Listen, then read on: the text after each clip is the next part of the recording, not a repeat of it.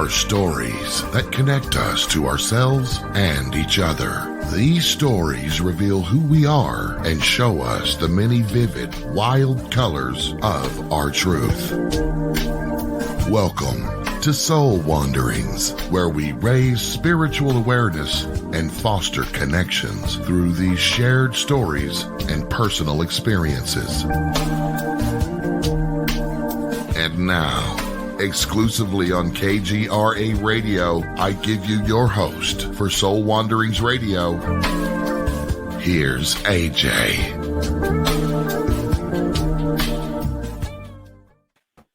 Hi, Wanderers. Welcome. You are listening to Soul Wanderings, and I am AJ Rasmussen, your host. We are live on KGRADB.com. We're also on video if you want to join us over on the KGRADB Facebook page or YouTube page. And that way you can join in the conversation and hang out with the other Wanderers on all of these platforms. It's going to be a fantastic show tonight. We not only have one guest, we have two guests, and two's better than one. At least that's what I'm told. So it's going to be a great time. And without further ado, let's just get right into it because we have a lot to talk about tonight with our guests. They have so much to share with us. We have the opportunity to wander with both Barbara Mingo and Lynn Miller tonight, and they're the co-authors of this fantastic book. It's called Convergence, the Interconnection of Extraordinary Experiences. And this book covers 4 major experiences, which are out-of-body experiences, near-death experiences, past life memories, and also UAP or UFO phenomenon, which each of our guests have personally experienced themselves, or they're intimately familiar with each of these topics that we'll be discussing tonight and that are also discussed here in this book in great detail. They are experiencers first and foremost, and also have backgrounds in biology, psychology, metaphysics, and education. And there's just a lot going on in this book. So tonight we'll get a glimpse into these shares, as well as these two wonderful women behind this magic. Welcome, ladies. Hi. Thank you. It's so good to have you here. I'm so excited that you found Soul Wanderings and wanted to share your journey stories with us.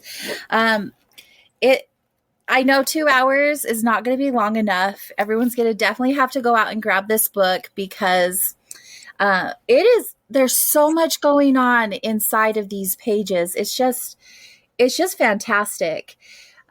We'll get into more of it throughout the show, but definitely first, let's have an introduction of you ladies. Barbara, do you want to go first? Yeah, sure. And thank you for having me on the show. I have a PhD in metaphysics, and I wrote my dissertation on near-death experiences. And the reason I chose that subject is because I'm a lifelong experiencer. And as AJ said, I mean, first and foremost in my life, like that has defined me. It's who I am. You know, it's my soul, my life. And this is the only experience I hadn't had, so I wanted to learn more about it. And as I did, I was so fascinated because a lot of my other experiences had elements of the near-death experiences. And it just sort of clicked how, wow, you know, these experiences, they're all interconnected in a lot of ways. Now, as an experiencer, having multiple different types of experiencers, you do realize that. But in the study itself, in the research, I mean, I found it fascinating. So this led a few years after I got my dissertation, I was joined the Dr. Edgar Mitchell Free Foundation, which is a foundation that studies the UAP phenomena, which is unidentified aerial phenomena and non-human intelligent beings. And it did a lot of, I think 4,000 people joined this study. Mm-hmm. And then the results were made public. And I was on the research team. I met Lynn on the research team. And we were asked to write a chapter because the results of the research was going to be published in a book called Beyond UFOs. And Lynn and I just clicked.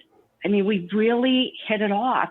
And as the book was coming and shaping and we were working on our chapter, we said, wow, we're working on this wonderful research team with these great minds. There were some really, famous heavy hitter scientists on it. Yet at the same time, a lot of the scientists were not experiencers. They were doing the hardcore research, but they didn't really have many or any experiences. So we said, you know what? We've had a lifetime of experiences and a little more comprehensive than what we were writing about in the book. So you know what? Let's go ahead and write our own book and just take that and really broaden it. And that's how the book was birthed, so to speak. That's how Lynn and I met. And and the book was published earlier this year. Fantastic. I love that you found somebody who shares the same experiences and interests as you, and you are able to co-create such a wonderful piece of work. Thank you for sharing. Lynn, what about you? Would you like to share about yourself with us? Sure. I was always, had sort of like strange dreams and experiences when I was young. And that led me to be really obsessed with the paranormal. I was so interested in telekinesis, all kinds of psi phenomenon, aliens, all kinds of stuff. So I was quite, really, really intrigued with that stuff. I would have my experiences, which of course later were out-of-body experiences. When I was young, I wasn't quite sure what they were. But I would be able to do really cool things, like move things with my mind. I would fly. I would visit things. So, wow.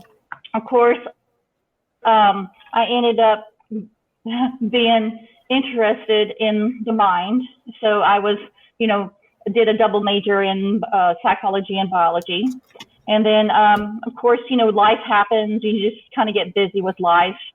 And, I had my child and I got my master's in biology, and then I was in the industry for a while as a microbiologist, a researcher, and then I had my child, and I decided to go into something more family friendlier. So that's when I got into education.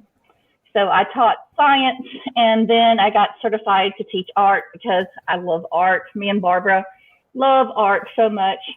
So I'm an art teacher now. And my daughter, she's going into her second year in college now.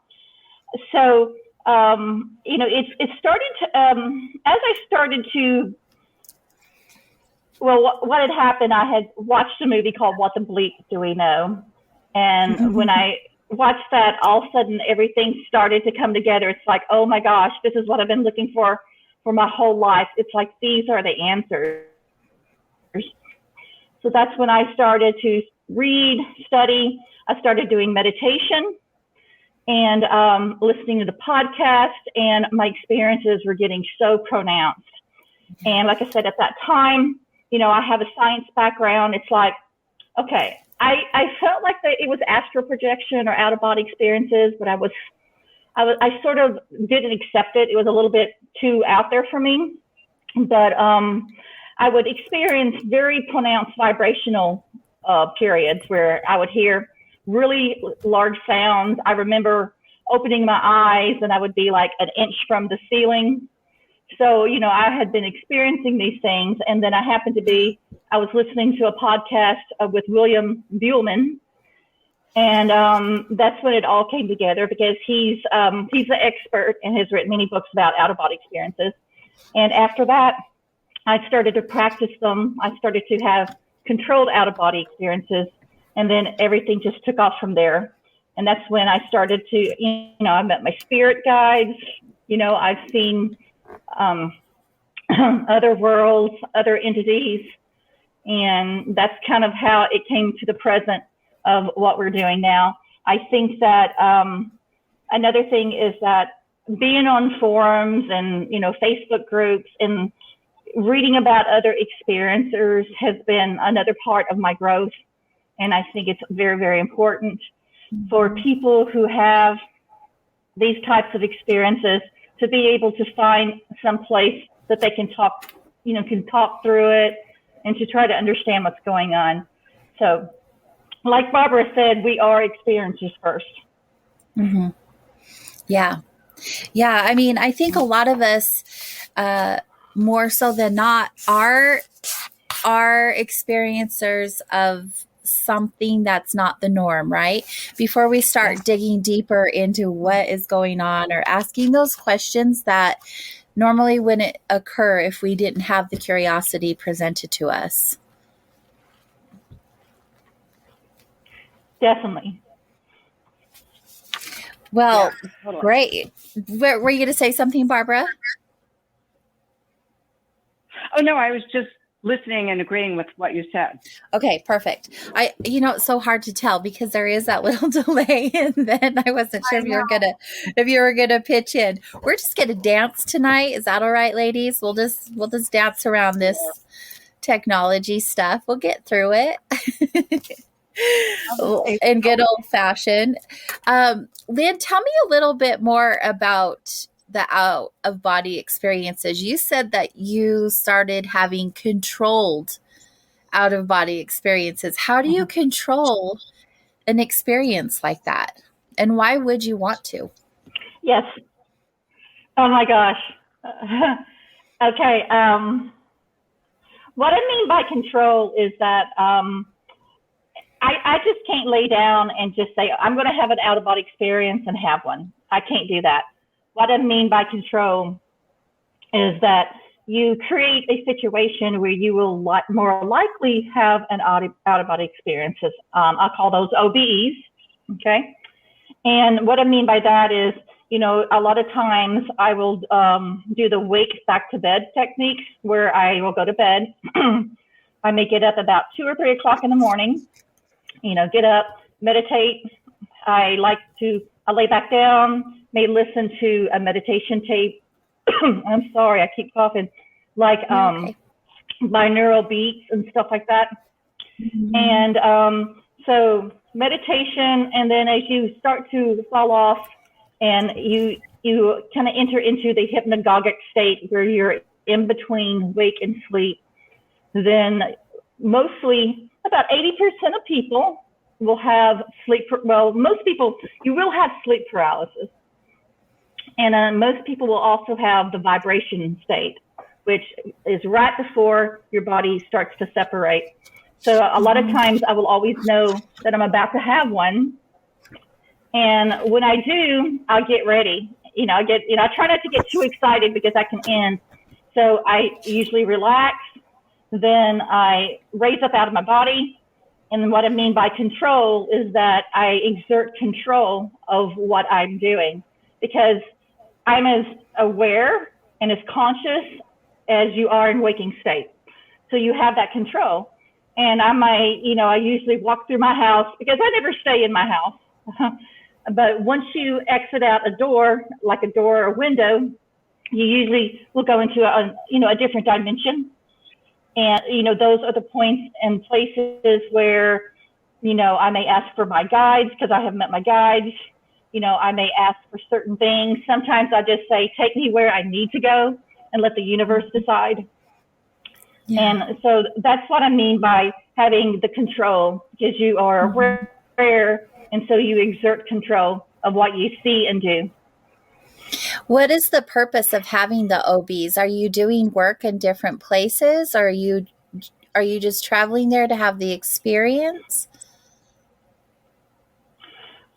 That's a loaded question. Well, first of all, yeah, you pretty much have this deep understanding that you are more than your physical body, that your consciousness is beyond who you are. Okay. And you can ask questions, you can go and see different things.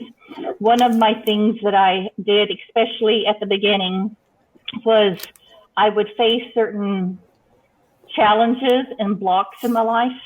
It's like I would actually play those out doing out of body experiences. So that's a very invigorating thing to do, to be able to clear blocks of your chakras or certain problems that you're having in life with people. I would, one of the things is that my guides would teach me how to create portals to other worlds. Oh, wow. They would teach me how to manifest. They would teach me how to manifest things. So I would create stuff. Like I remember, like I would hold a rose in my hand and it would be red and I would turn it to yellow. So manifestation, which is of course the law of attraction, happens very quickly, you know, when you're closer to source. But it's been extremely loving experiences because I meet my soul family, my guides, my teachers. I meet entities that I feel like I have known lifetime after lifetime after lifetime. So it is, you know, it's like returning home and returning to where we are from. Mm-hmm. Yeah. So what amazing experiences! Extremely grand. Yeah. I would imagine so. I'd like to think that I've had them before, but you also have your skeptical human mind saying, but did I really? Right? What about for you, Barbara? Have you ever had an OB before? No, that's another one I haven't had. I think I've had 2 dreams where, and again, Lynn, correct me if I'm wrong.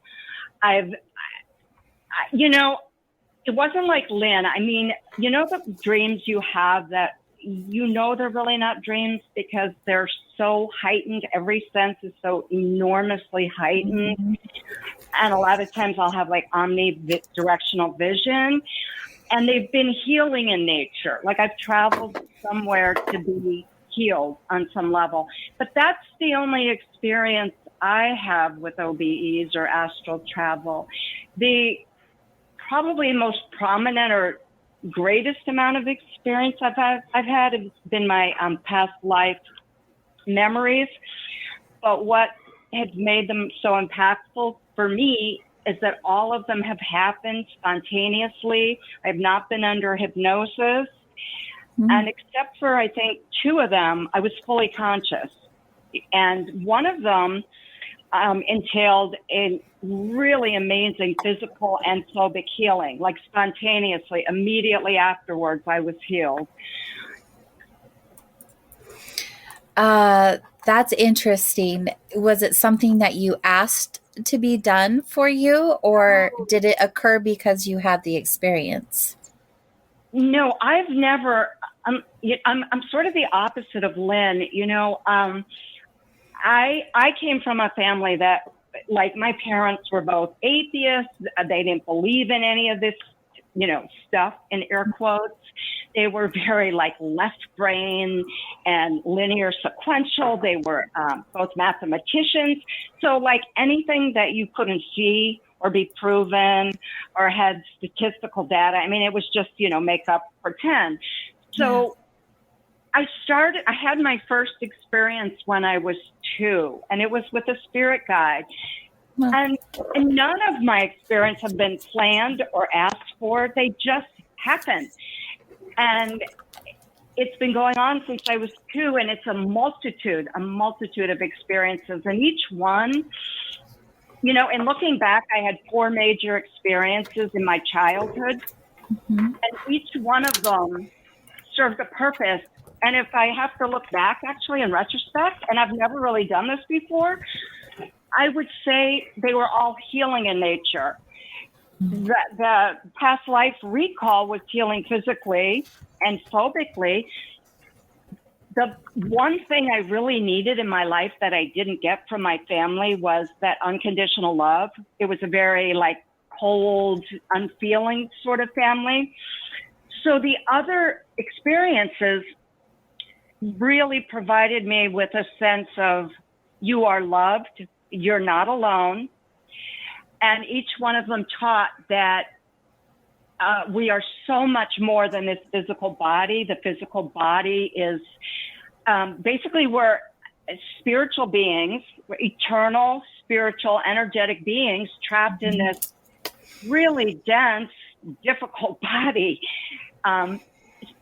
So if I had to summarize it, when I was 2 years old, I had a year-long experience with a spirit guide, my spirit guide that used to visit me. And she was a beautiful, striking Native American woman. So that was when I was like from 2 to 3. And then she just stopped coming to visit me. When I was 5 or 6 years old, I had a series of past life memories of a particular lifetime in England in the early 1900s. And that was the experience in which I was physically and phobically healed. At 10 years old, I saw a UFO, or unidentified aerial phenomena, and it was verified by the government as a real sighting, and that was pretty amazing. And when I was 14 years old, my grandmother, who had passed away 6 months previously, came to visit me in like a gigantic, almost like paranormal-ish way, but it wasn't scary. It was absolutely beautiful and breathtaking. So none of these I had planned. None of them I was even thinking about. I mean, it was just going through my normal, regular, everyday life, and suddenly, zoom, boom, it would happen. And they started at such a young age. That's what's like, and you remember them. That's so profound to me. Well, the thing, that's what makes experiences, and people that have had experiences, you probably can relate to this. To me, what gives a lot of validity to them, and, science would not agree with this, is because like decades later, you remember the experience with absolute crystal clarity. You don't forget one single detail, right? I mean, who does that? If we have a dream, usually we wake up, we remember it for maybe the first 2 minutes that we forget, or any experience we've had. Most of them are a little hazy. Some of them we forget entirely, but I can recall like every second, every minute, every color, every texture, everything. And it's just so profound. And it not only is the memory of something that happened maybe 30, 40 years ago, to have it that crystal clear, but the emotions that you felt at that time during the experience, they never leave you either. And they transform you, and they impact you to a degree that's, I can't even put it into words. So when I was 2 years old, we were living outside of New York City at the time in an apartment. And I used to go in my room. I had my own room. I had a little play table. And every time I went in my room by myself and sit at the little play table, a woman would appear.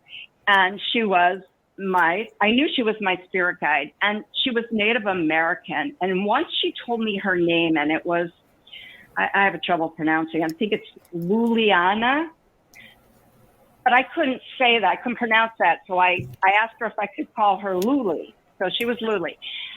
She was so striking. She was really tall and beautiful, gorgeous, shiny, long black hair parted in the middle, lots of turquoise and beaded jewelry. And her dress, though, I got the impression she was from like the 1800s. I mean, I had the impression this woman had lived before, but not in my time. And she used to just sit there with me. And AJ, what was so amazing is I was 2 years old. And this is what I mean by like, this cannot just happen, right? Mm-hmm. First, first of all, she would talk to me telepathically, but that wasn't weird for me. I mean, that would be weird for anybody, right? But even at 2 years old, it was the most natural, normal thing I've ever experienced. I didn't question it. It made more sense than verbal speech. Mm-hmm. And the other thing, too, is she gave me this amazing unconditional love. And I hadn't had that. And it was so powerful and so beautiful. And it just filled my soul. I mean, I loved this guy. I loved Luli. And the other thing she would do, and I wish I could remember these conversations in full, but they went on over a year, so I can't remember all of them. Talk to me about really deep stuff, such as like the oranges of the universe, or stars, why we're here. And here I am 2 years old, and like part of my brain is thinking, what's wrong with me? Like I knew at 2 years old I wasn't supposed to be having these weird conversations. Yeah. You know? I mean, and like my other friends were like playing with, dolls. So that was really strange for me. But I was sort of like this little split personality, the little 2-year-old who knew this was like really weird. But the other part of me knowing it was the most normal, natural thing in the entire world. I never questioned it. I was like, this is so cool. Mm-hmm. And then I don't know why she stopped visiting me. I mean, we did move. We moved from New York to Kansas City. I know distance obviously doesn't have any bearing on spirit communication. I think, though, that she probably gave me what I needed at that time. And that was to have that experience and realize there's intelligence and energy and so much more that lays beyond our physical bodies. Mm-hmm. And also, she gave me that first taste of what unconditional love feels like. Yeah. And I needed that desperately. So that was very healing for me. Right. Our guides do have this amazing ability to show up for us exactly when we need them for what experience we are going through. It's so beautiful. I'm enjoying your stories, ladies, and we have so much more time to be able to share together. We're going to take a quick break, and when we get back, we'll hear more about your adventures and your research and all of the good things you're willing to share with us tonight. Everyone else, stay close so you can join us. We'll be right back.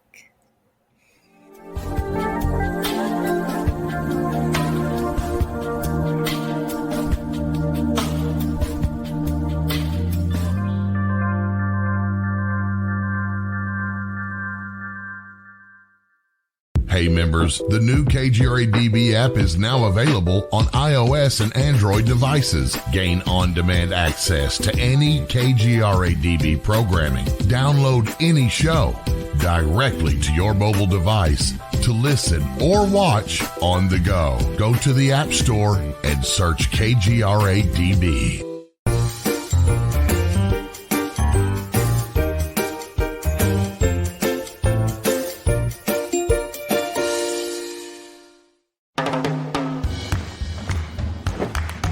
I don't want to talk about it.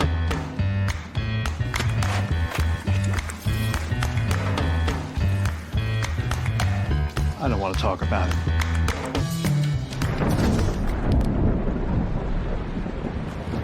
Families don't have to talk about everything, but they should talk about how to plan for an emergency. Get tips and resources to make your family's emergency plan. Welcome to the new KGRA digital broadcasting website, thekgradb.com.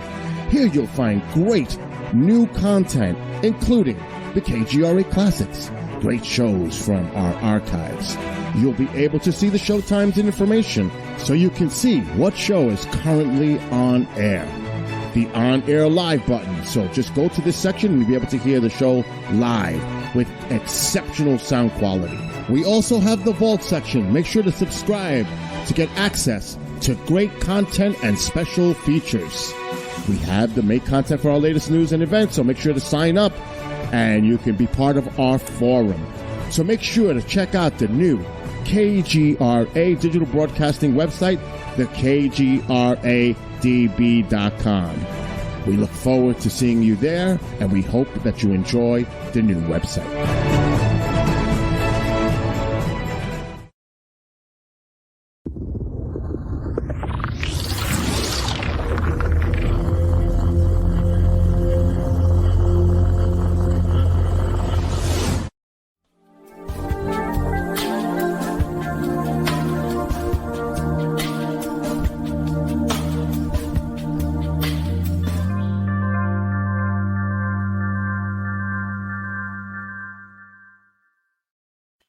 Hello, everyone. Welcome back to Soul Wanderings. We are now on KGRADB.com. You can also find us on KGRADB Facebook and YouTube pages if you want to hang out in the chat rooms. There's also a chat room on the website, KGRADB.com. I highly encourage you guys to check out that website, and I'll share more about all the good things that are going on over there here later in the show. But right now, we're going to focus on our two wonderful guests we have tonight. Both Lynn Miller and Barbara Mango are joining us. They are the authors of Convergence, the Interconnection of Extraordinary Experiences. Thank you for the book, ladies. There's so much going on, and like I shared with you earlier, I like to skim through the pages and then go back, and I never read books in order. That's probably not the best thing, but everything I've read has been thought-provoking and mind-blowing and so personal, those experiences that you've had and chose to share. And there's so much education in here for anyone curious in any of the 4 topics that you discuss in the book, like near-death experiences, UFOs, past lives, and out-of-body experiences. So thank you for being brave and sharing things that aren't like normal. You know, we always are afraid of sharing our truth, but it takes great courage to show up this way. So thank you for doing that and for your time tonight. Welcome back. Thank you. Thank you. Barbara, in regards to what we were talking about before the break, I have to say welcome back to your cats too, Lynn. I love that they're joining us. In regards to your 2-year-old self telepathically having communication with your spirit guide, do you feel when we are young, 2 years old is pretty young, that we are still super connected and speaking telepathically? You said just felt normal. Why wouldn't it when we are so connected and so young? Do you feel like that's a normal thing, or is that just something extraordinary to a few people? I think it's a normal thing. To me, I mean, I'm obviously speaking from my own personal experiences, but, you know, research and just, look, I always speak first and foremost as an experiencer, but research backs us up. But I believe it's most children that talk freely about experiences stop talking about them after maybe the age of 5 to 6 when they start school, you know. And there's a few reasons for that. But I think it's normal for everybody, but especially for children. I think that is our innate self, our soul verbiage, so to speak. Mm-hmm. I think, unfortunately, a lot of children, if they choose to share that conversation, it's not received very well. Such as me, I was actually told that I was lying and making up stories and wanted attention. I mean, it's sad, but, you know, I was. And to stop doing this and never talk about my pretend friend again. And a lot of children would question after being, you know, because it's their mom, it's their dad, right? They love their mom and dad, and they believe what mom and dad say. I think a lot of children begin from an early age to start questioning it or saying, well, maybe mommy and daddy are right. But I didn't. To me, I just said to myself, you know what? They don't get it. And from now on, I mean, again, in my little 2-year-old self, and I'm not disbelieving this at all. I know this was realer than real. It absolutely happened. This is a special connection I had. I treasure it. I just can never share this again. I just have to stifle myself. And so, it's a very normal thing, but if it's not nurtured, or perhaps parents don't ask the right questions, because honestly, how many of us know how to ask the right questions, right? I think a lot of children either just like me stifle, or just say, no, you know, mommy and daddy don't believe this. So yeah, maybe it's not real. And it's sad. It's sad, you know, but I think it's very it is just an unawareness, I believe, and not being able to communicate with them because they don't have that knowing, or, you know, conditioning is very strong too. They probably were told the same things when they were younger, and so that's what they feel is the truth and how to communicate with small children.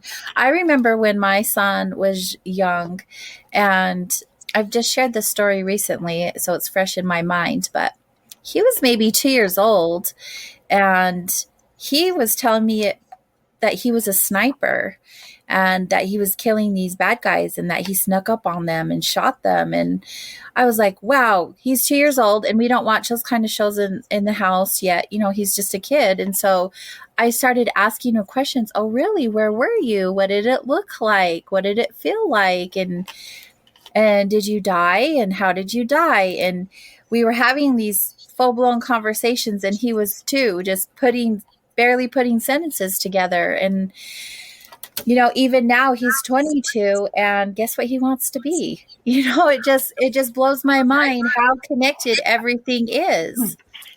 Yeah. Yeah. Wow. That's amazing.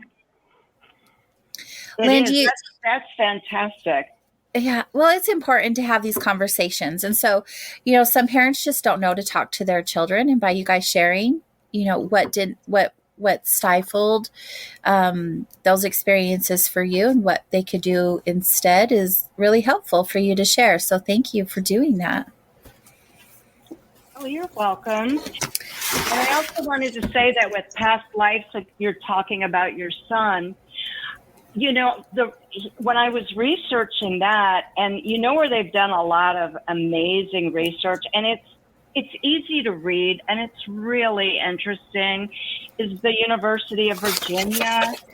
Ian Stevenson started the research, and Jim B. Tucker has continued it. It's about children's past lives. And he actually, I think it's right on his webpage, lists about 10 ways that parents can help their children talk about it. You know, the right type of questions, how not to shut your child down, how to encourage them. And when I saw that, I was like, oh my gosh, thank you. Thank you so much. This is going to help so many people. You know, it's really important. I'm so glad you were able to listen to your son in that way and ask those questions. Well, I was more curious. I was thinking he just had a wild imagination, so I wanted to encourage that part of it. But as he grew up having these other experiences, everything started clicking, and I was thinking there's no way this is a coincidence. Yeah. I wasn't spiritual back then. I wasn't connected the same way I am connected now. So, yeah, it was just one of those things that worked out, and thank goodness that it did. Yeah. You guys talk about the out of body experiences and the past life recall. Who's had the near death experience, or who's connected to that? I wrote about near death experiences. Yeah, and I wrote about them in my dissertation. I haven't had one, but because all of these different types of experiences have certain commonalities. Mm-hmm. As I studied them, I was like, oh my God, I've seen beings of light, like near-death experiencers see. Oh my gosh, they speak telepathically. I've had that experience. So as I was researching this, I found so many aspects of the near-death experience comparable to things that occurrences I had, that I was blown away. And that really made me want to really get into it. And also, a very dear friend of mine had a very, very impactful near-death experience. In fact, I have about 5 friends that have had at least one, and one of them has had actually 4 near-death experiences. So they've shared quite a bit. Yes, they've shared quite a bit with me. But one of the whole points of this book is that, you know, experiences are experiences, right? And they all happen, most of them, outside of time and space as we know it. And they're so heightened, and they're so real, and they're so transformational, almost always in a positive way. And so I just decided I really, really, though, want to know more about that phenomena itself. Mm-hmm. I'm so glad I did. And it's just really connected a lot of other dots for me and brought everything into a bigger perspective. And then recently, a few months ago, and actually I believe, I don't remember, Lynn, if you were part of this or not. I can't remember. I had a hypnosis. It was actually supposed to be a past life regression, but it turned into an experience where I connected with my father on the other side, who died 5 years ago. And I went through a tunnel. I started the experience laying down on the bed where I was, and all of a sudden I was just taken through this beautiful tunnel. And the first thing I thought of was, oh, whoa. So this is sort of vaguely like a near-death experiencer going through the tunnel. I saw the light at the other end.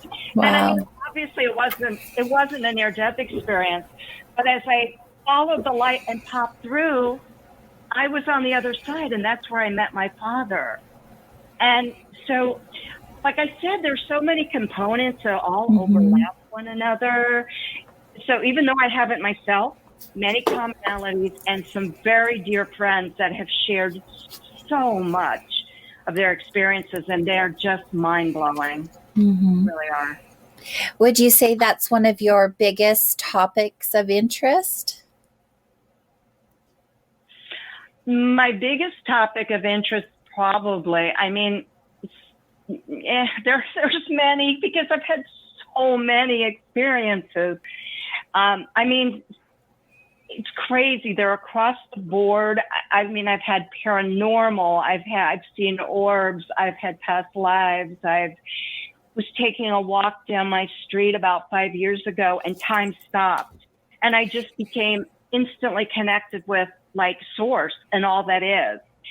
I've seen, for better lack of words, you know, a ghost or spirit type figures. I've doors open and slam in my house all the time. We have a lot of, I guess, what you'd call inexplicable or paranormal phenomena happening in my house all the time. And it's because of its location. It's located on the Underground Railroad route. I didn't know this when I bought the house. Wow. Yeah, that's a lot of history. But it's located at not only on that, but a Civil War, I mean, not a Civil War, a Revolutionary War encampment, camped like a few blocks from where I live. Oh, so wow. Talking about like residual energy in the property. So I've had a lot of experiences with that. I've had experiences with deceased loved ones. So I have a real wide range of interests, but the most impactful are probably, honestly, my past life recall and my connection with my past loved ones. Those were amazing. Well, because we have so much time, I'm sure you'll be able to share some of those with us here in the show. I love all of the topics that you're interested in, both of you. I mean, obviously I have a show like this because I enjoy every single topic that we talk about.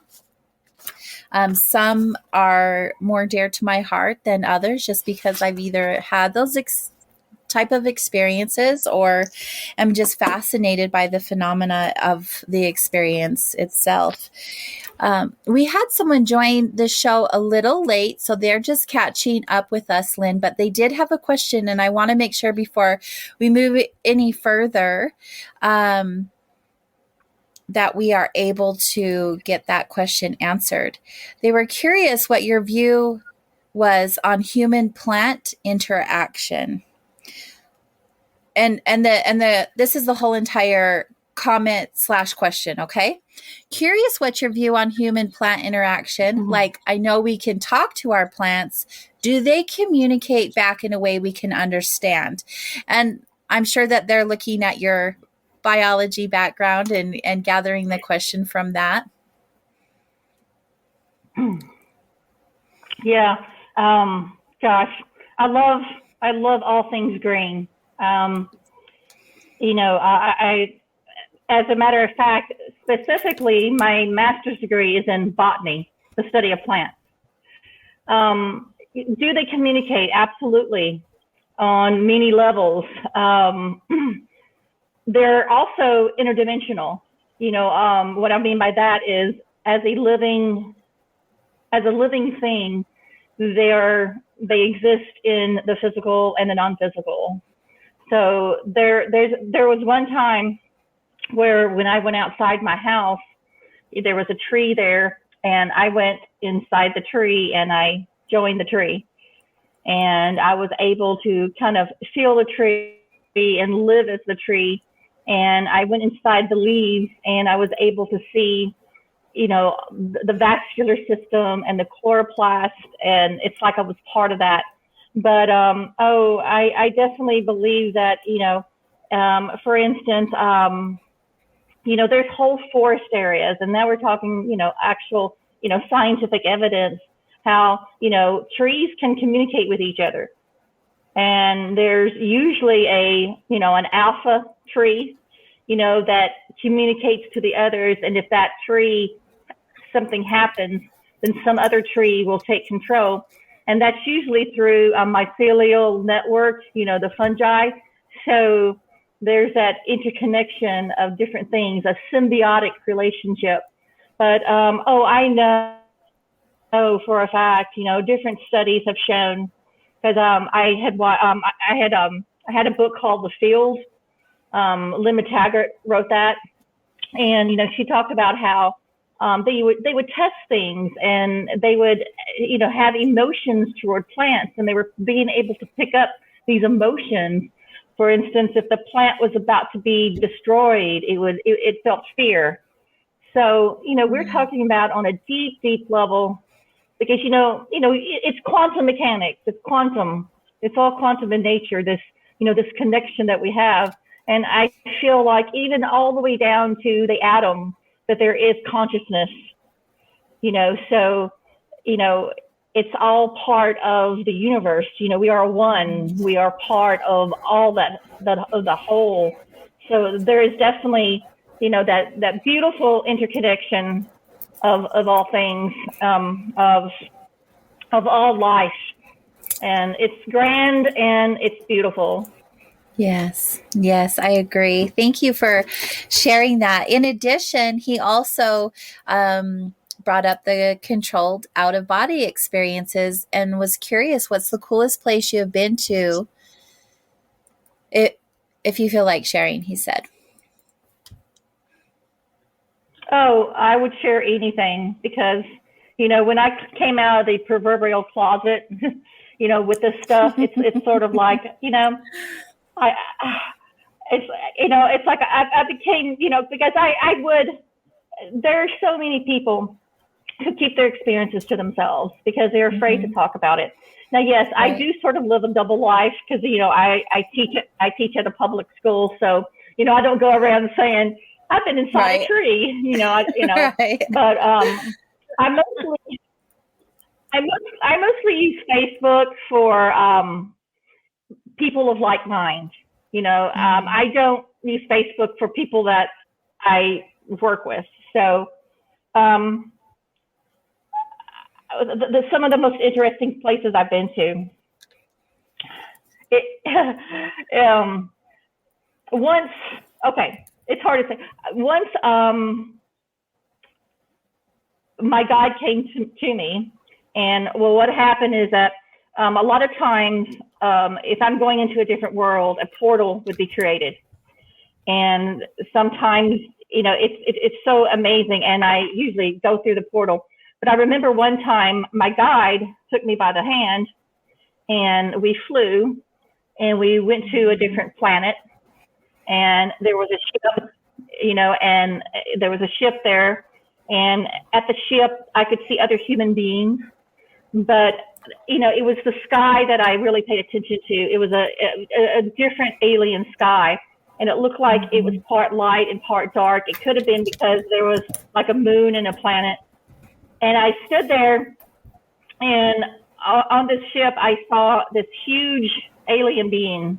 It looked like it was about 9 feet tall, and it grabbed me, and it picked me up, and I said, "I'm just a visitor. I'm not here to cause any harm or anything." But it's like they were protecting the other people and the humans and the other entities. It was just really cool because and then it put me down, and then it said, "Okay, I'm going to go back now. I'm leaving." And I flew up into the sky, and then I came back to my body. But I've been to the moon, and when I went to the moon, it was so funny because when you ask something, it's sort of like you're Googling something and you could just come up with anything because, think of the universe as Google. So I had asked to go to the moon because I wanted to walk on the moon and I wanted to kick some moon rocks. That's all I wanted. That's what I thought. But I went inside the moon, and it was a actual base there, like a military base. And I remember seeing the United States flag. So it's as if there was some internal base inside the moon of our government. Wow. And I thought it was strange because I was just walking through the halls. But yeah, it's amazing. I've gone through gates in the sky, in the stars. I've flown through just all kinds of things. I've been to other planets. I've lived lives on these other planets, and I could actually remember living lives as other beings, other alien entities and stuff. So it's been amazing. I see a lot of nature, a lot of animals. I've been inside the sea, underwater. It's been all kinds of beautiful things. Oh, I can only imagine. I've never heard of anything being inside of the moon. What a cool perspective and wonderment that would be, just seeing that and having that experience. There's so many mixed opinions when it comes to the moon in general. Like, is it even really there? And have we ever been to the moon? And here you are saying that there's an entire system going on in the middle. It's big. Yeah. Who knows? It was just whatever base or whatever the thing is. It was like made from. It's like when I would see the walls, and it looked like it was inside of the moon because it looked like the walls were made from rock and stuff. And it was just weird because I did not ask to see that. That's why it's so neat when it's like. I say I have controlled out-of-body experiences, but where the universe sends me, it's always amazing, and a lot of times it's sort of a big surprise. So it's amazing. It's wonderful. A new adventure every single time. I'm so curious about that. The OBs, like, that's not something that I really have done to my awareness, but my dreams are vivid. And when I wake up, I have a dream journal, and I hurry and write down as much as I can remember, or I voice record it because I can't write as fast as my thoughts are coming through. And then I'm like, oh, I just lost the thought. Mm-hmm. And it's really neat to like have the dream recall and go back and see there's so many different messages and signs and symbology behind all of it. Our minds, our dreams, our out of body experiences, like everything that you guys talk about in this book, like it's so connected. It's so intertwined with one another. It's just mind blowing. Well, dreams are very important also. And the thing about it is dreams are actually out-of-body experiences. It's just that your awareness is not as acute. So, yeah, so dreams definitely are very, very important. I know that sometimes they kind of get, I have a lot of anxiety-based dreams, and a lot of people have, those that, you sort of carry out certain things from your frustration, from your anxiety, and and that's the purpose of having dreams and stuff. But yeah, it's a fine line between dreams, lucid dreams, and OBEs, and it's really pretty much how much aware that you are. If you're having a dream and you're knowing that you're dreaming, that's a pretty close sign that you may be having an out of body experience. So it's usually a fine line in between those, but they're all important. They really are. You learn from all of it. Yeah, I agree. I didn't make the connection of it being an out-of-body experience by any means. I definitely categorize the two, but now that you bring that up, like, duh, of course they could be one and of the same. That is just so awesome. All right, ladies, stay here with us because we have an entire hour to continue our journey together. And Wanderers, stay close because there's more journeying to do with these two fantastic guests we have with us tonight. We'll be right back.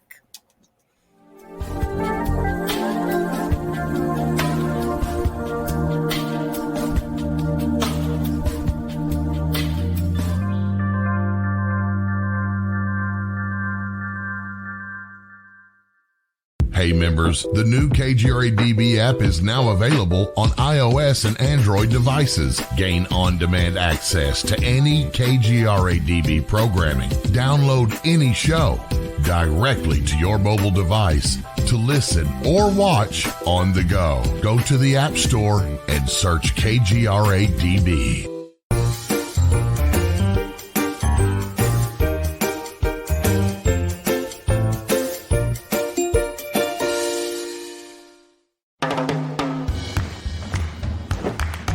I don't want to talk about it.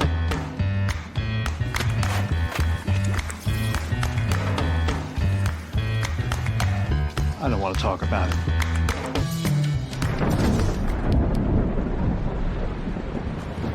Families don't have to talk about everything, but should talk about how to plan for an emergency. Get tips and resources to make your family's emergency plan. Welcome to the new KGRA digital broadcasting website, thekgradb.com. Here you'll find great new content, including the KGRA classics, great shows from our archives. You'll be able to see the show times and information so you can see what show is currently on air. The on-air live button. So just go to this section and you'll be able to hear the show live with exceptional sound quality. We also have the Vault section. Make sure to subscribe to get access to great content and special features. We have the make content for our latest news and events, so make sure to sign up and you can be part of our forum. So make sure to check out the new KGRA digital broadcasting website, thekgradb.com. We look forward to seeing you there, and we hope that you enjoy the new website.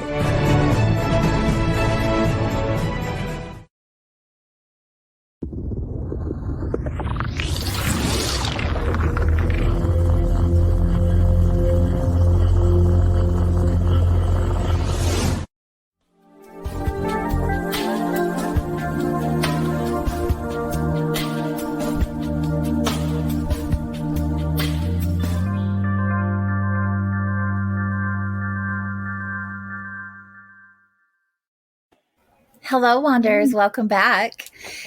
We're hanging out on KGRADB.com in Salt Lake City, Utah, and Hudson Valley, New York. I want to know who's checked out the new website. Please, I hope everybody has, because if you haven't, you've been missing out. Go over to KGRADB.com if you're not already there and check out all that is going on. There's a free trial going on right now. And you know what, Bill? I don't even have the code for that. Maybe you could pop it on the screen. But also, if you guys are interested in obtaining a membership, your annual membership for your first year, you can get 25% off if you use the promo code SOUL, SOUL. And then you'll be able to access all of the exclusive content and the KGRA classics, the information and all of the things that are behind the scenes for the members is big. And there's so much more coming and on the way. There's also stuff that you can only see as a member. So check it out. See how that feels for you. And if you want to sign up, make sure you use that promo code SOUL for your 25% off your first year of membership. I think it's quite a good deal. Myself and all of these other amazing hosts we have here on the station are each sharing their own promo code. So pick one, use it. They're all good. They all are helpful to all of us and especially in support of the station. It's a wonderful station. And not only am I blessed to be here, I'm excited that you all are here with us and able to support the station as well. Thank you so much. Tonight we are hanging out with our two guests, Lynn Miller and Barbara Mango. They wrote this book called Convergence, The Interconnection of Extraordinary Experiences. It's a big book, you guys.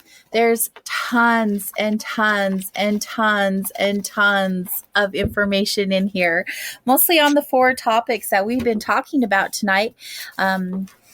There's out-of-body experiences we've talked about, and past life recall, near-death experiences. The one we haven't really talked about yet are UAPs or UFOs. And Barbara, you've had those experiences. Is that right?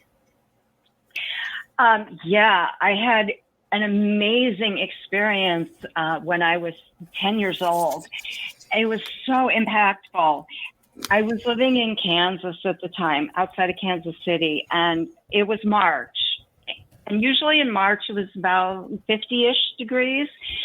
And I remember it being really, really hot for a long stretch.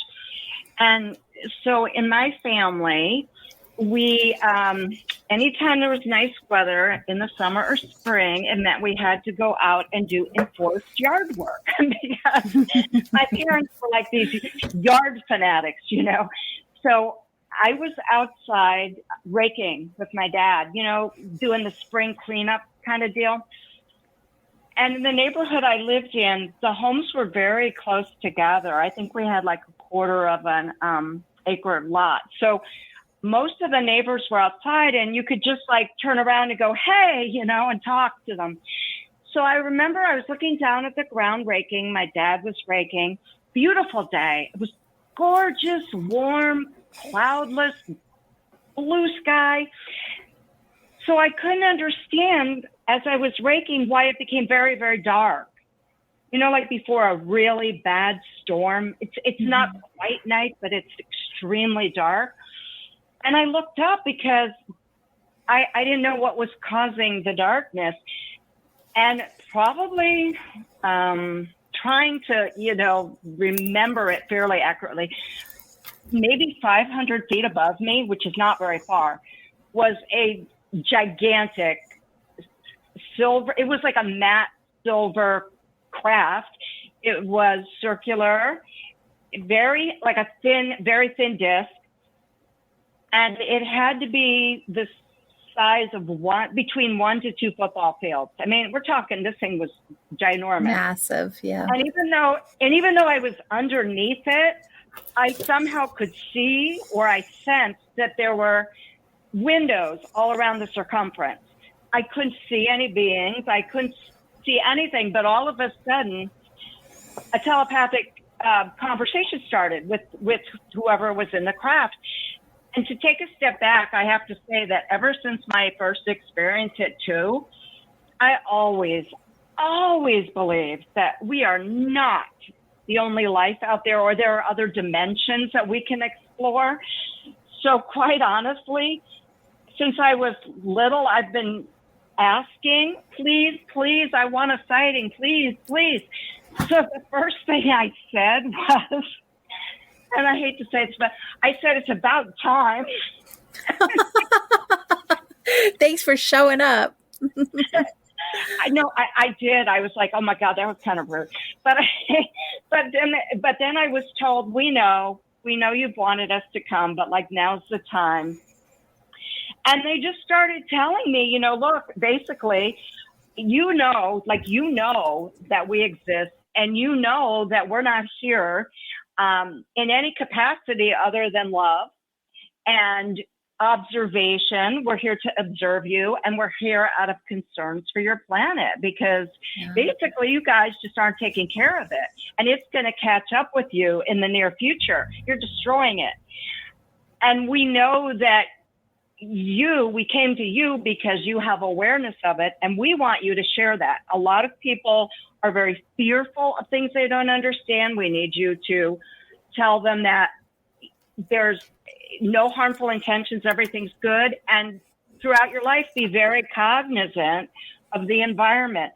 And then, which was weird, they started talking about when we went to the moon, there was going to be a particular mission when we went to the moon. And our purpose in that mission was to collect moon dust, lunar dust, and lunar rocks and bring them back and analyze them. Well, we hadn't even gone to the moon yet. I mean, I'm dating myself, but we hadn't gone to the moon. And I'm sitting there going, oh, okay, that's kind of cool.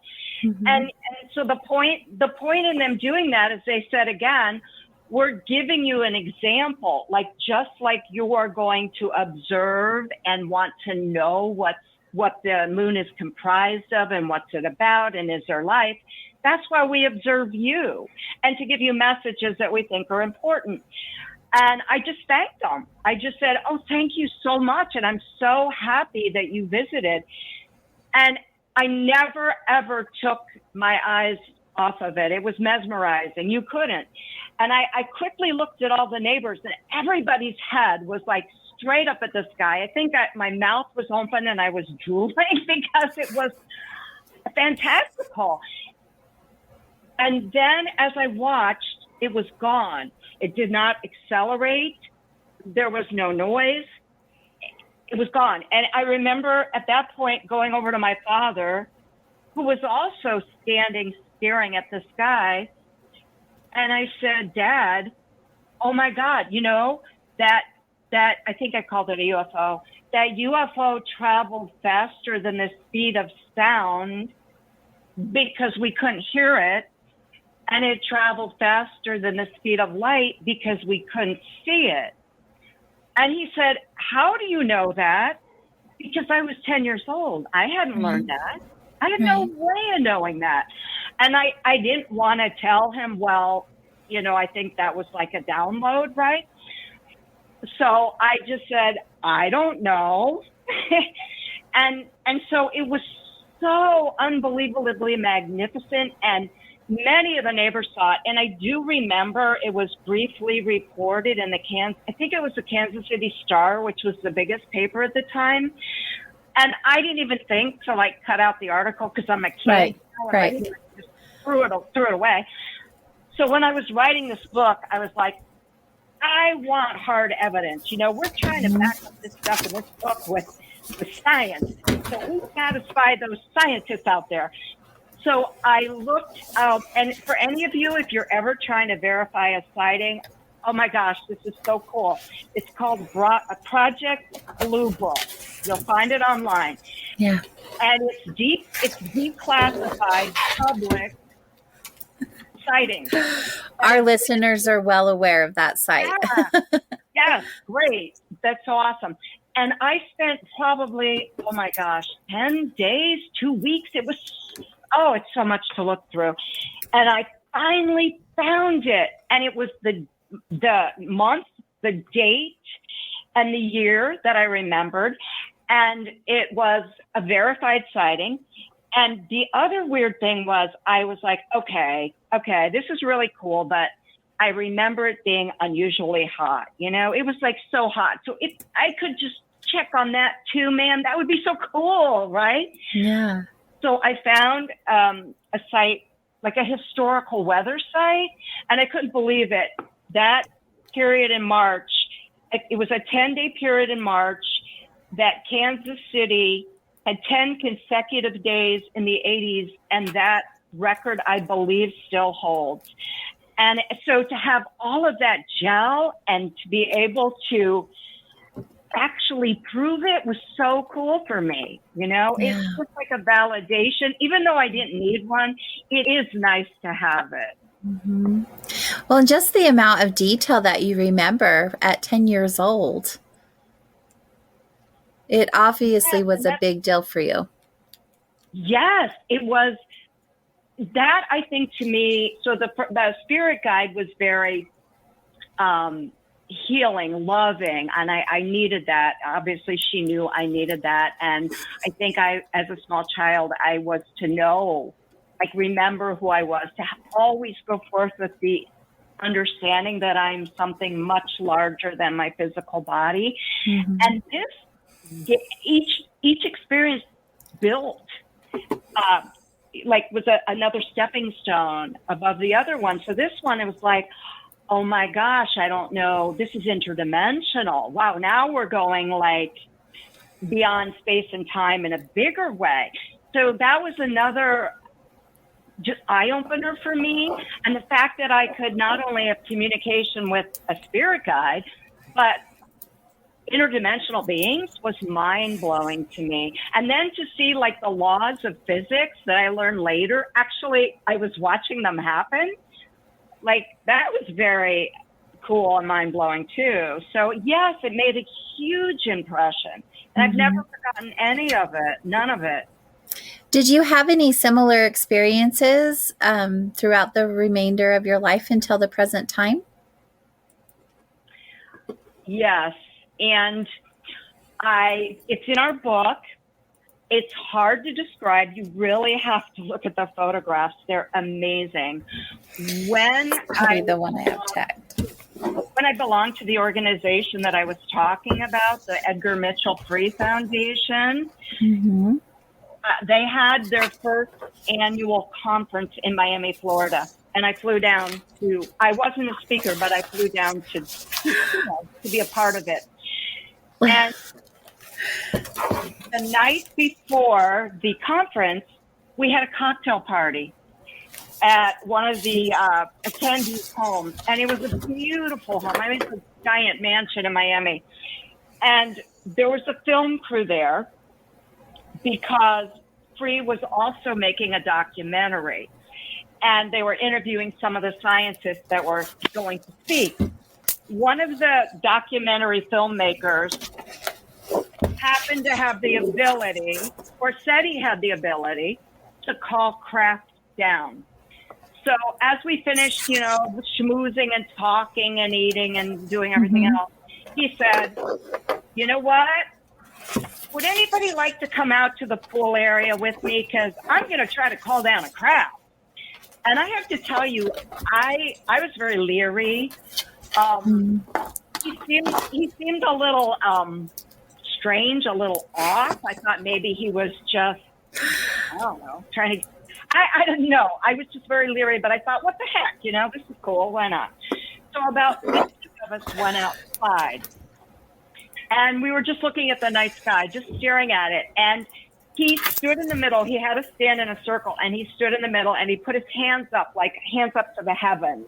And he put his head back, looking at the sky, and I don't remember exactly what he said, but he was, very strongly and with great affirmation in his voice saying, I'm calling down a craft. I'm, in his own verbiage, and nothing happened. And I was like, oh my gosh, this is embarrassing. And then he kept calling it again and again. And again, and nothing happened. And I was starting to really feel badly for this guy. Like, this is a little embarrassing. Mm-hmm. So he turned to all of us and said, sometimes we need to really raise the vibration. So if all of you don't mind, could you put your hands to the sky too? And let's all say Om. So we all put our hands to the sky. And again, he's calling and calling and nothing is happening. And I'm going like, oh my God. And then all of a sudden, my body started vibrating uncontrollably. And I'm a Reiki master. I work with energy. I'm very highly attuned to energy, but I've never had a Kundalini experience. And all of a sudden, incredible energy came up my legs and like up through the base of my spine and shot all the way up my spine out to the top of my crown chakra. And I was shaking and I'm like, oh my God, something's happening.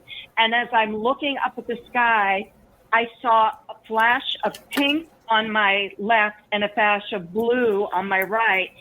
And it was descending from the sky. They were cylindrical. I couldn't tell how large they were, but they were energetic, glowing, beautiful, pulsing objects. And one was blue and one was pink, and they kept flashing and descending and descending and descending. And then they stopped, and the energy never calmed down. It was still vibrating like crazy. And one of the attendees started screaming, oh my God, can you see it? Can you see it? And I said, no, I just see blue and pink, flashes. She said, I captured it on my cell phone. You've got to see this. So she showed it to us. Oh my God. And I have her permission. She gave us our permission. It's in the book. Yeah. It's really hard to describe this, but when I saw it, it was a portal. I had not been able to see it. She could see it, so she took a photograph of it. It filled the entire sky. It was the shape of a rainbow. Mm-hmm. It was, you could see through it. It had a very sharply defined arc shape. It took literally the entire sky. It was white. It was pulsing, but it was transparent. And in the middle of it were lightning flashes, what I took to be lightning flashes. Wow. And you could actually see an opening, like the opening of a portal on one end of the arc. And guess what was coming out of that portal on one end of the arc? The blue pulsing object and the pink pulsing object. In the photograph, they're descending out of the portal. I couldn't see the portal. I could only see the flashing object. Wow. Absolutely amazing. And I was not feeling well. I was shaking and vibrating. And sometimes when I'm overcome by that intensity of energy, I start getting a migraine and I feel really like I'm going to pass out. So I had to go back in the house and just sit down. But the particular woman she took 2 or 3 pictures. They're in the book. They're unbelievable. I've never seen or experienced anything like that in my life. And that was in 2017. Yeah, it's really awesome that you brought that up when I asked you, because I already was on that page. I was bringing it up and there you go talking about it. Yeah. I was like, it's right here. The story's right here. I remember reading about it, and the pictures are so, you can really tell something's going on. A lot of pictures you're like, yeah. But these pictures, like, there's obviously something profound happening. Yeah, it was amazing. Unbelievable. Lynn, have you ever had any experiences with UFO sightings? Not exactly what you would call the UFO sighting or a sighting of any type of craft. One thing that I have I have communicated with what I believe to be extraterrestrials. And, Right. One thing that is a common thing with OBE people, with experiencers, and this is something that is always brought up, is that many people who have OBEs will have contact with extraterrestrials. And many of them, have contact with the Greys and things. It could be quite scary because some of them appear to be sort of like abduction scenarios where they're actually taken and put onto a craft and things like that. So that is something that, there's a lot of overlapping with abduction, with contact experiences and out-of-body experiences. Lots and lots, because a lot of times, I believe that many contact experiences and abductions are interdimensional in nature. Because, we are talking about the fact that, if our consciousness is non-local, then, beings that could be millions of years ahead of us, no telling what they can actually achieve interdimensionally by bringing us through dimensions and things. So, experiencers can be quite frightened, and a lot of times they may not know what's going on. They have a lot of fear, especially early on when they're being taken. So that's one thing that I've tried to really work out with a lot of people, is trying to help them through it, trying to help them understand. A lot of times people think, well, why me? Why not?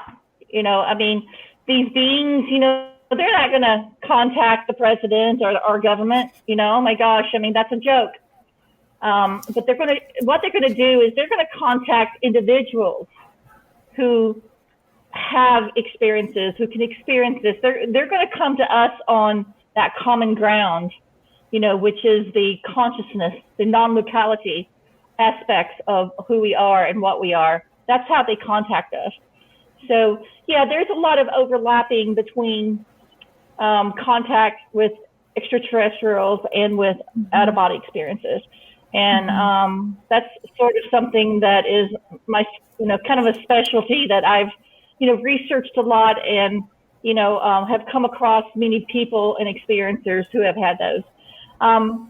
One night, I was in bed and I woke up and there were 3 beings next to my bed. And I rose up and I reached out and I touched them in their chest area and their shoulder. And I knew, and it's like, you would think that you would be extremely scared, but to me, it was almost like, okay, I'm not afraid. This is normal. This is something, it felt They're just normal. hanging out in your room and it's all normal. I did was just sort of, it is weird. Because, I felt like I was in an aspect of my consciousness, probably like an ethereal projection or something. But it's like I was not afraid. It was something that was normal. And a lot of experiencers feel that too, where it's like, either, there could be fear, but they know that there's a reason behind it. And it's something that they realize has been happening, and it could be happening, their whole life. So that's the kind of experiences I've had, the personal contact experiences. That's what I gathered and why I wanted to get your experience shared. Do you feel like once we're contacted or once we have an experience that it's a continual thing, that it happens several times throughout our life, or is it a one and done? Like on average, I know it goes both ways. I don't think it's ever a...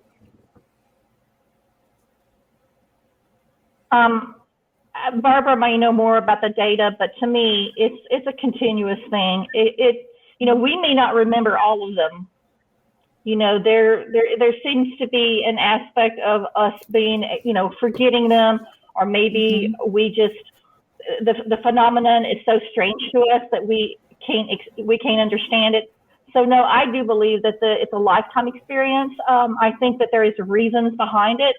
I feel like part of who I am and what I am is connected to them. And I think that a lot of people feel the same way. Some people call them star seeds. and stuff. Yeah. So yeah, it's I don't, and it can go from, you know, parent to offspring. Like my daughter, she has had contact experiences also, and she's had some pretty cool dreams about extraterrestrials and stuff too. Yeah. So, you know, there are tons of shows here on the station, and this is what they talk about. This is the topics that they discuss, and every once in a while I'll get guests who have had experiences also, and where they have this in their life every day, all the time. It's what they breathe, eat, sleep, and do. I'm not in that realm. And so I always ask tons of questions. I'm sure most of our listeners already know because they listen to all of these shows, right? I'm more curious about like the spiritual purpose on why they're visiting us. I have heard several times, and I believe Barbara brought it up earlier, with her experience, that, you know, they are concerned about what we're doing to each other and to our planet. But I'm wondering why are they so concerned about what we're doing on our planet, and we don't have the opportunity to even know what or who they are and what their planet is even doing, let alone where it's at. You know what I'm saying? Yeah, one of the things that they really slapped me in the face, it was almost like, you know, because I knew that through my out-of-body experiences, I was going to be, that the contact with extraterrestrials was going to be that's what I was targeting. It's like, I want to see their ships, I want to be on their ships, I want to see their technology. But it's like before I was allowed to really even understand what they were, they gave me this vision, and it was life, plants, animals, and it was like a flashes, and it was plants and animals and different beings on different worlds. And basically what they were trying to say is that we are not about our technology, you know, we are about life. And they have this amazing respect and love for all life.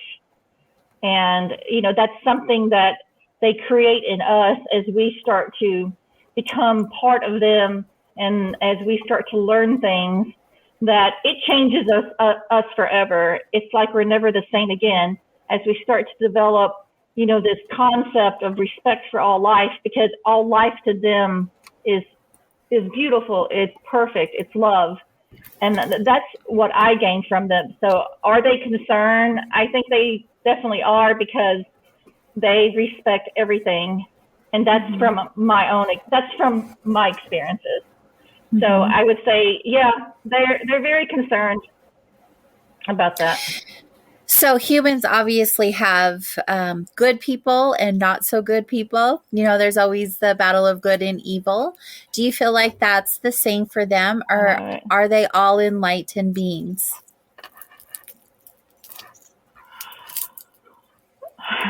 Well, AJ, I've never really had any negative experiences with what I believe to be my guides and these beings.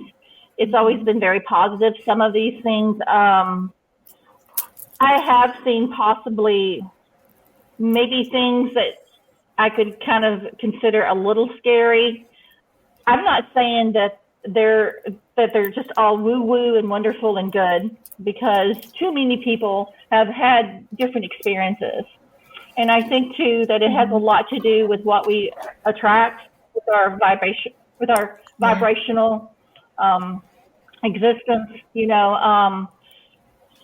I would say, of course, that, you know, there's probably, you know, good and evil that exists out there also. I'm just saying that from my personal experiences, I haven't seen it.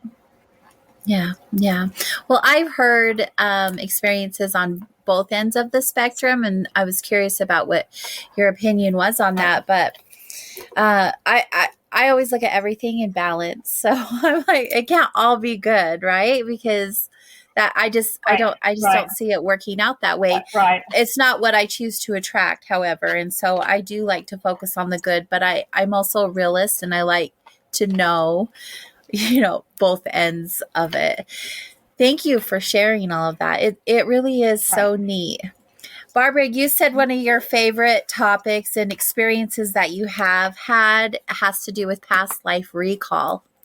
Can you share some more about that with us? Oh, well, it's been the most impactful because I've had healing from them. I've had past lives of other people. I had a past life of my husband. I was doing Reiki on a friend of mine years ago who was also, we're very like-minded souls. And we both had, I guess you would call it, a shared past life memory at the simultaneously. We were seeing the same things, and she would like shout out, "Oh my God, this is happening," and I would say, "Oh my God, this is happening."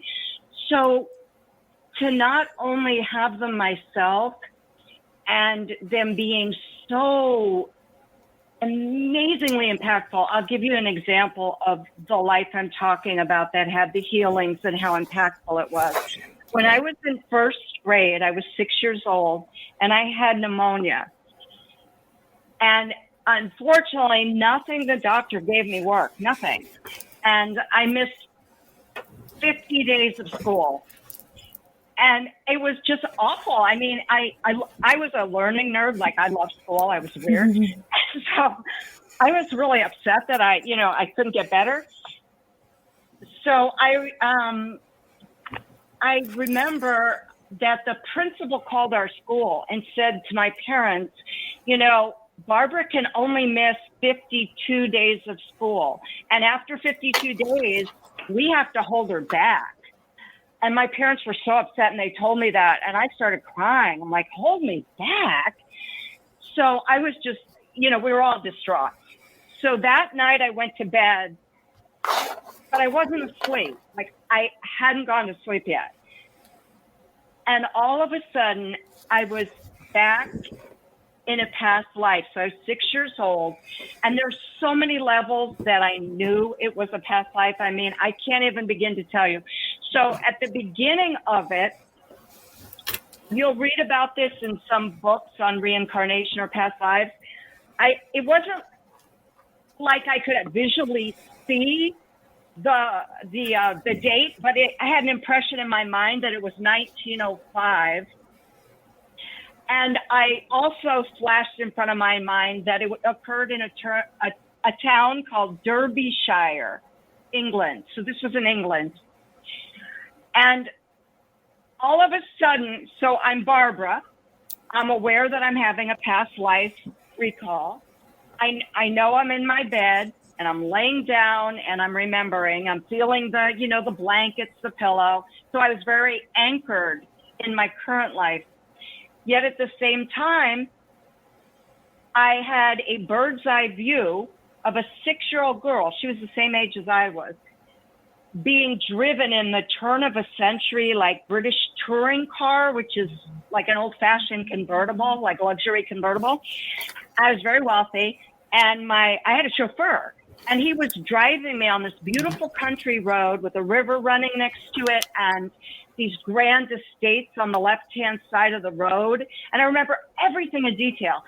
And here's what really struck me, 2 things. I had greater than 360 vision. I had omnidirectional vision. So here I am, Barbara, in real life, and I am looking at this girl like you'd watch a TV show. But I was also seeing her from above, like a bird's eye view. And then I became her, and I was sitting in the back seat looking out of her eyes. So I was seeing above, from the Barbara standpoint. I was seeing through her eyes. I could see from side to side. I could see underneath the car. It was just unbelievable. And as I became her, I almost jumped into her body, and I became her. and I could breathe the air and smell the flowers and watch the birds in the sky and hear the currents of the river next to me. Wow. But here's the really hard part. It was almost distressing. I became her. I had all of her emotions, and she had such despair.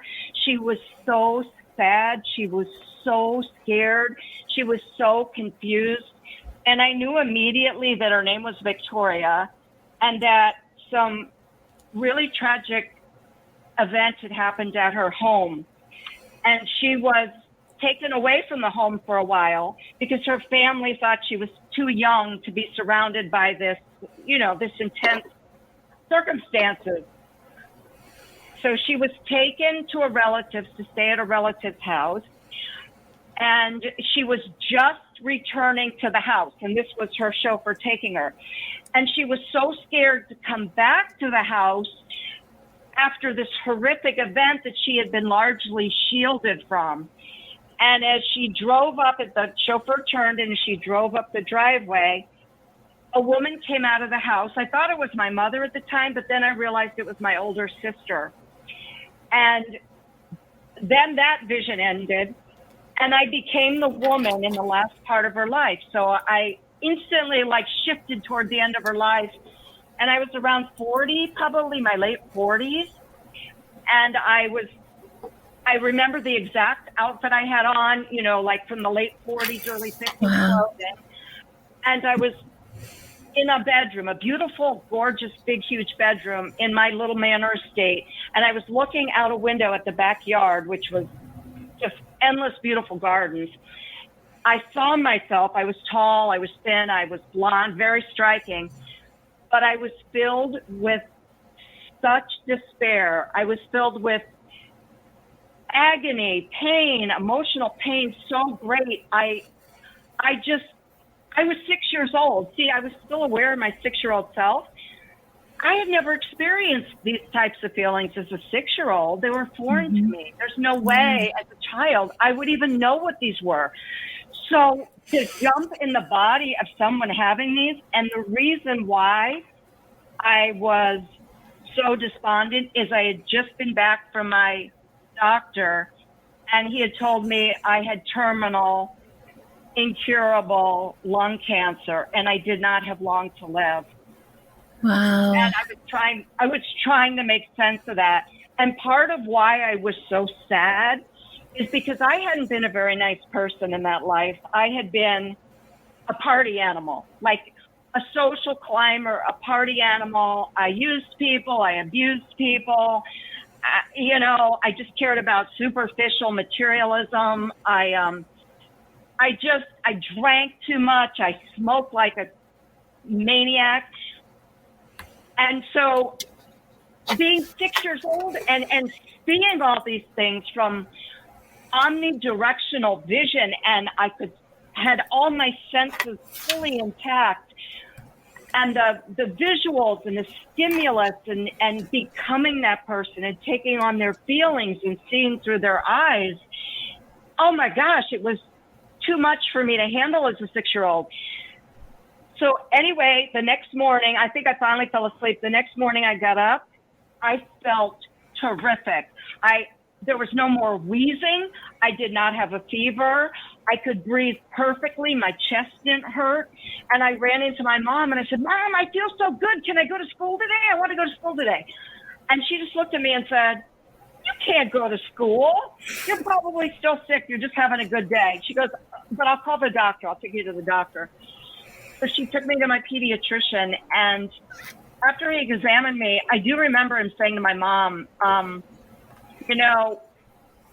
can't explain this because Barbara hasn't responded to anything, like none of the medication, but I can't find any, there's no pneumonia. There's no indications that she has pneumonia left. She seems perfectly fine. There's no wheezing. There's no fever. Her lungs sound clear. She's fine. And he said, I can't medically explain this. And you know what I did not say? But I remember looking at him thinking, well, I do. I know how to explain this because I died in that past life of lung cancer. And, you know, now that I went back and I had that memory and that recall, I don't need it anymore. That's how I died. It somehow got embedded in my, you know, all my different bodies, my energetic body, my astral body, whatever.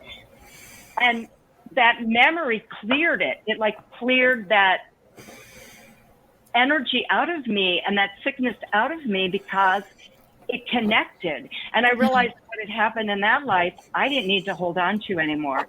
Wow. So the immediacy of that healing just blew my mind. And then the other part is that it's kind of embarrassing, but as a child, I had this insane phobia of sharp knives.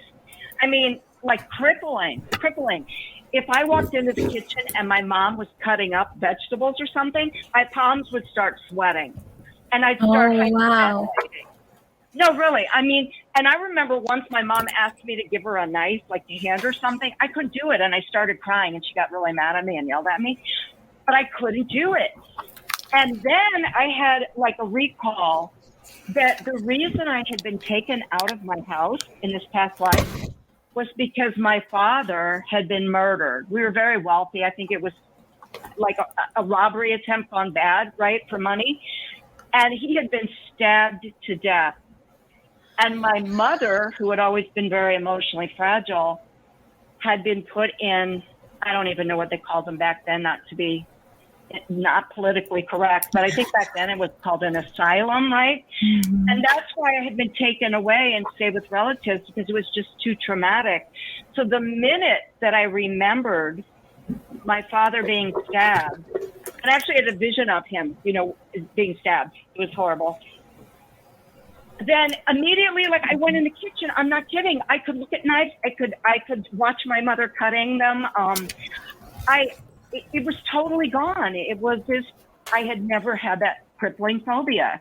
And so this one past life, just this one, healed me of two crippling, one of very severe physical illness, and two, just incapacitating phobic problem I had. So it was so impactful. And I can remember every single detail of that past life with the same clarity that I could then. And I was 6 years old at the time. Yeah, so, that's what blows me away is how young you were and you remember all of that. But none of the other stuff surprises me because I believe that. I believe we can heal ourselves by being in awareness of our past life experiences and why we carry that energy with us into this current life. I always have. And it's just a knowing. I haven't had an experience that I can think of, but it makes so much sense to me. Well, it does to me. I mean, ever since then, I've had so many more. And I'm never in any type of hypnotic state.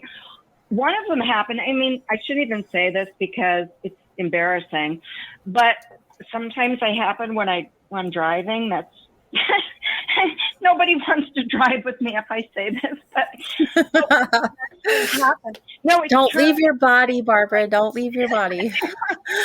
I have to tell. Okay, I'm going to admit this because, like, we're talking amongst like-minded people, but I cannot stay in myself when I drive. No, I'm serious. My husband gets really mad at me. He says, "You're not focusing.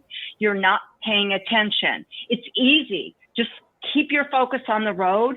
But do you know, for some reason, that's when I've had so many past life recalls. That's when I sort of, I guess, leave my body.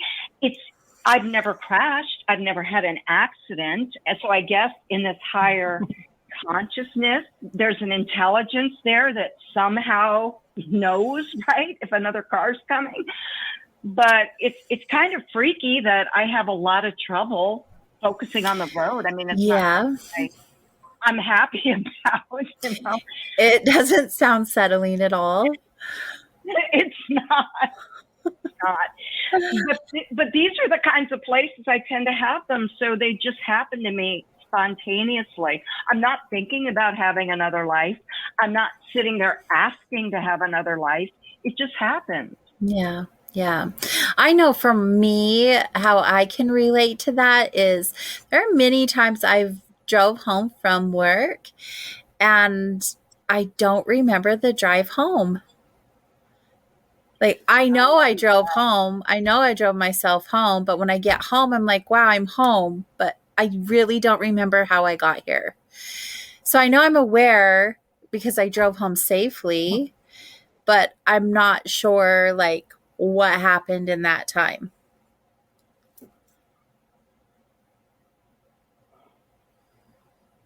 And It's everything like you went go in quiet. cruise control. Your mind goes in cruise.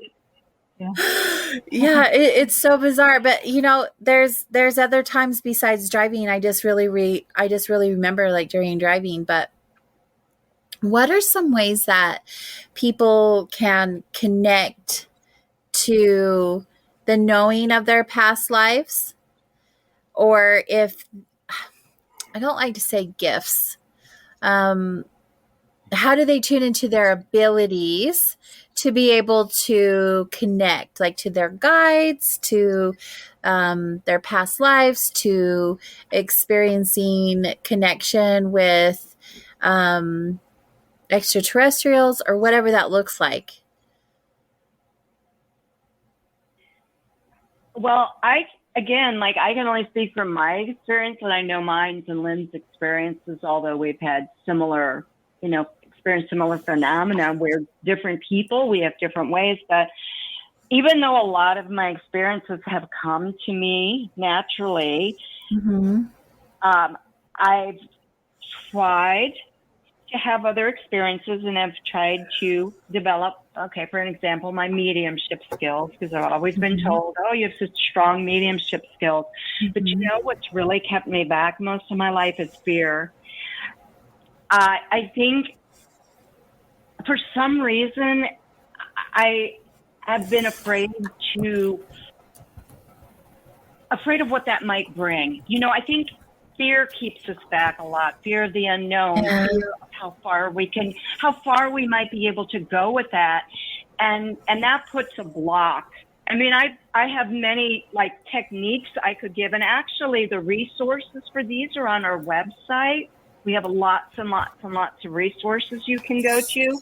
Awesome. But I think and that website is being shared, just so everyone knows. We'll share it. You guys can share it here in a little bit, but for those watching on video, Bill, and in the chat rooms, Bill's sharing abundantly for you. Thank you.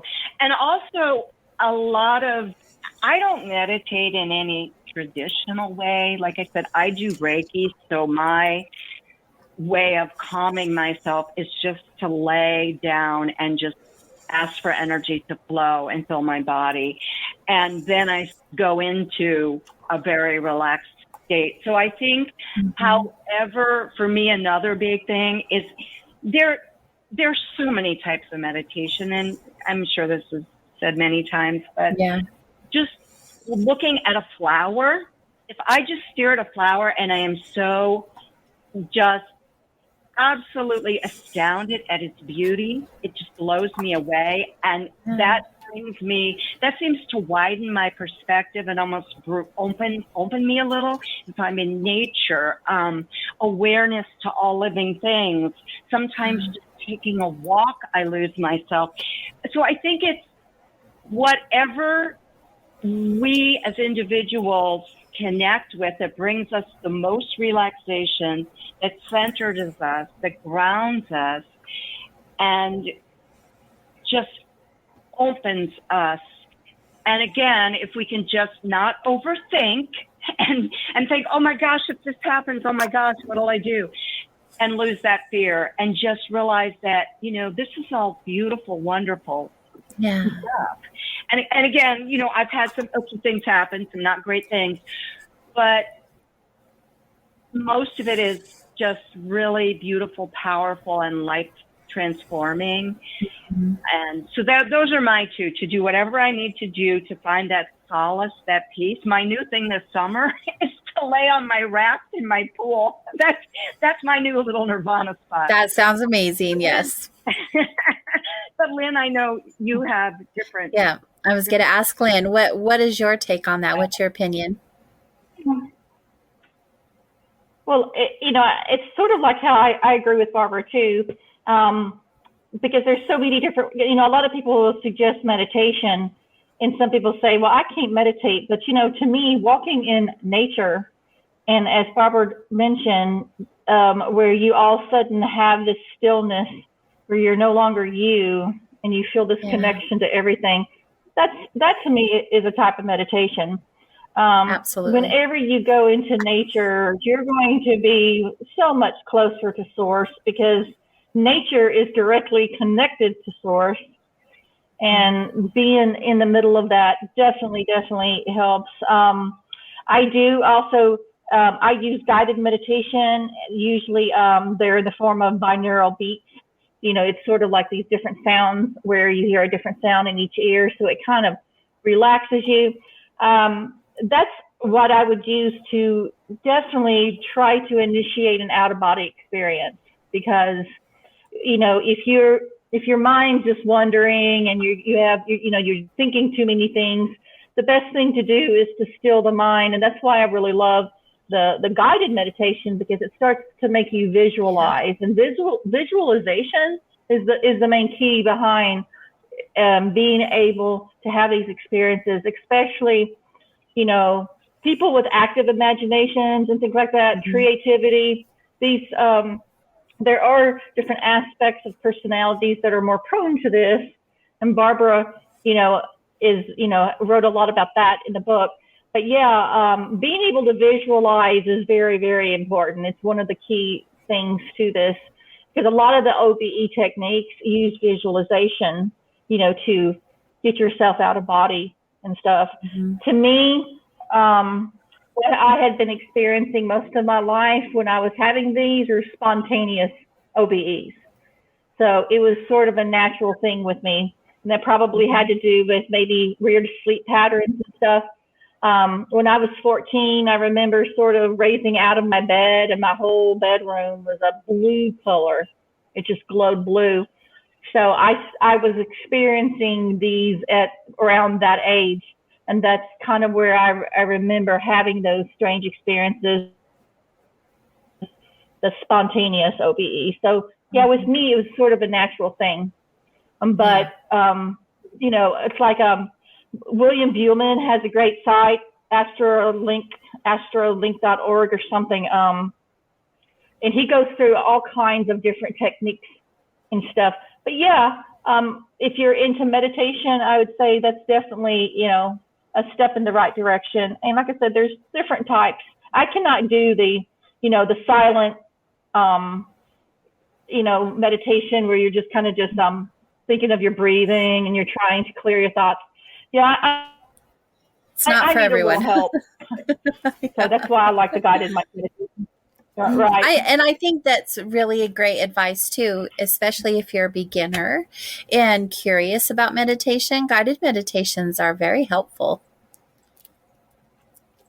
All right, ladies.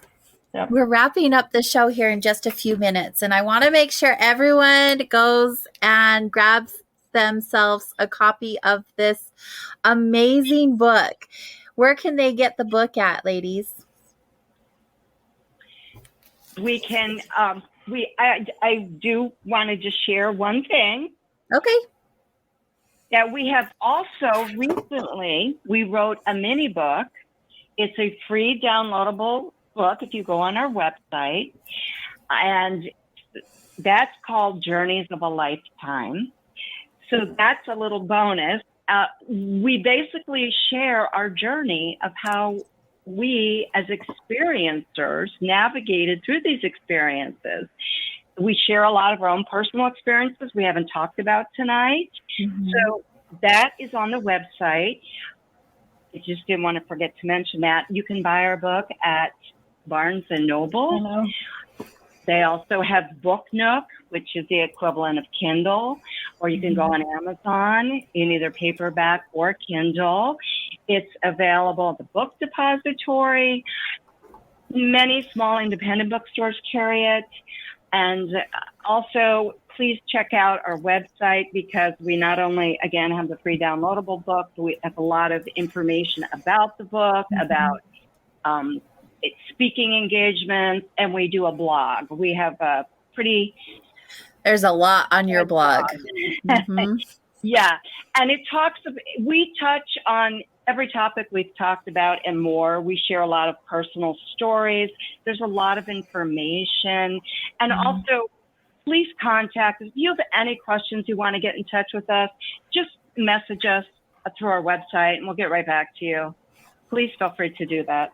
So good. I told you 2 hours wouldn't be long enough. There's still so much I want to know about your experiences, and we're out of time. Yeah. We'll have to have you both back. That would be so good because you have so much to share. Thanks. I know it went by so fast. It did go by fast. Why don't you share your website really quick for those who aren't on video so they're able to get all of the stuff that you just shared with us? It's www.extraordinaryexperiences.org. Awesome. Ladies, thank you so much. Both of you, Lynn and Barbara, you've been fantastic guests. I appreciate your ability to be authentic and show up and share your truth in this space with all of us. It's such a gift to everyone who's been here to participate in the chat room and listen wherever else in the world they're listening. So thank you so much. So much gratitude for both of you. And yes, I would love to have you back. So your game. Let's definitely schedule that. You have so much to share. And Thank to you all so of you, much. You're so welcome. Thank you. To all of you listeners, my wanderers and supporters of KGRA, you guys are the best. Thank you for being here once again with all of us. And as always, thank you to Bill. He's always got my back. And you all have a good night. Happy day.